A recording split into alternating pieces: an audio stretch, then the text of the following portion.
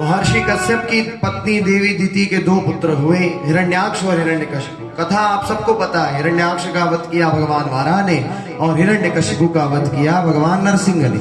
दोनों बेटे जब मर गए तो देवी दिति ने सोचा कि इस सब के पीछे इंद्र की चाल है, इंद्र ने ही मेरे बेटों को मरवाया है। देवी दिति ने महर्षि कश्यप से प्रार्थना की, याचना की कि आप मुझे ऐसा पुत्र प्राप्त करने का उपाय बताओ जो इंद्र से भी अधिक शक्तिशाली हो और इंद्र से जो बदला ले सके।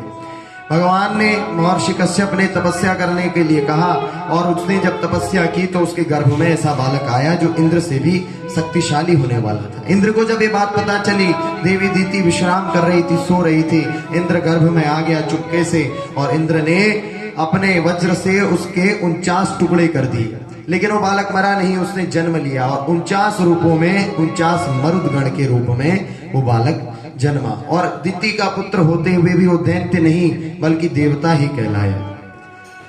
उसके बाद देवी दिति ने सोचा कि ये इंद्र ने मेरे बच्चों के 49 टुकड़े किए, मैं इस इंद्र से बदला लूंगी। देवी दिति ने फिर से महर्षि कश्यप से प्रार्थना की। महर्षि कश्यप ने कहा कि देवी तपस्या करो। देवी दिति ने फिर से तपस्या की। घोर तपस्या करने के बाद उनके गर्भ में एक बालक आया और वो बालक, उसका नाम हुआ वज्रांग। जन्म लेते ही वो बड़ा शक्तिशाली हुआ। वज्रांग नामना आसीद वे प्रसिद्धो भूत जगती तले।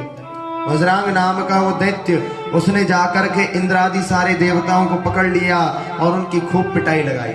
इंद्रादि देवताओं को बहुत कष्ट दिया और जब मन भर गया उसका तो उनको बंदी बना लिया। आकर के महर्षि कश्यप ने, ब्रह्मा जी ने उससे कहा कि पुत्र तुम्हारी माँ की इच्छा पूरी हो गई, अब इन देवताओं को छोड़ दो, तुमने इनकी बहुत पिटाई लगा दी, अब इन्हें छोड़ दो।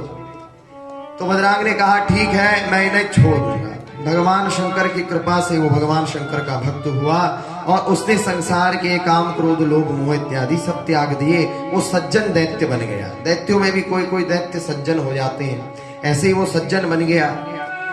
तो ब्रह्मा जी ने उसका ब्याह करा दिया। अपने मानसिक संकल्प से एक सुंदरी स्त्री को उत्पन्न किया, उसका नाम हुआ वरांगी। वरांगी का ब्याह करा दिया वज्रांग के साथ। दोनों पति पत्नी खुश रहने लगे।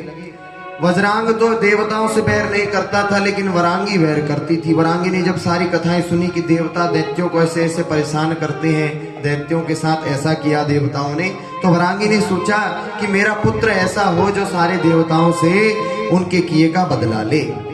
तो उसने एक दिन अपने पति से याचना की कि आप मुझे ऐसा पुत्र प्रदान करो जो इन देवताओं पर भारी पड़े, पूरी त्रिलोकी में उसके समान कोई बलवान ना हो, ऐसा बालक मुझे चाहिए। वज्रांग धर्म संकट में पड़ गया। वो देवताओं से बैर नहीं करता था। उसने सोचा कि देवताओं को व्यर्थ सताना अच्छी बात नहीं, लेकिन पत्नी की याचना को, पत्नी की प्रार्थना को ठुकराना भी ठीक बात नहीं।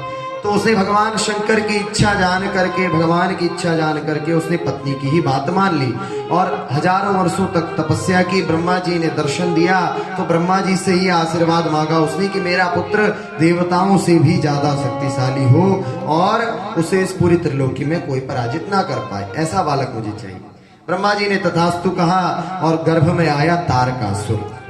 तारकासुर ने जब जन्म लिया तो घोड़े ढैंचू ढैंचू करके दौड़ने लगे और उल्लू चिल्लाने लगे, बड़े बड़े अपशकुन होने लगे, धरती डोलने लगी, ऐसा लगता मानो प्रलय आ जाएगी। तारकासुर ने जन्म लेते ही बड़ा विशाल रूप बनाया और वो तपस्या करने चल दिया। पूज्य प्रेम नारायणाचार्य जी महाराज की ऐसे ही दिव्य प्रवचनों का आनंद लेते रहने के लिए चैनल को सब्सक्राइब करें। नई वीडियोस की नोटिफिकेशन सर्वप्रथम प्राप्त करने के लिए बेल आइकन को दबाएं। डिस्क्रिप्शन में दिए गए लिंक्स के द्वारा पूज्य महाराज श्री को सभी सोशल मीडिया प्लेटफॉर्म्स पर फॉलो करें। पूज्य प्रेम नारायणाचार्य जी महाराज का ये दिव्य संकल्प है कि श्रीमद् भागवत कथा एवं श्रीमद् वाल्मीकि रामायण कथा के माध्यम से शास्त्रों का ज्ञान जन जन तक पहुंचाया जाए।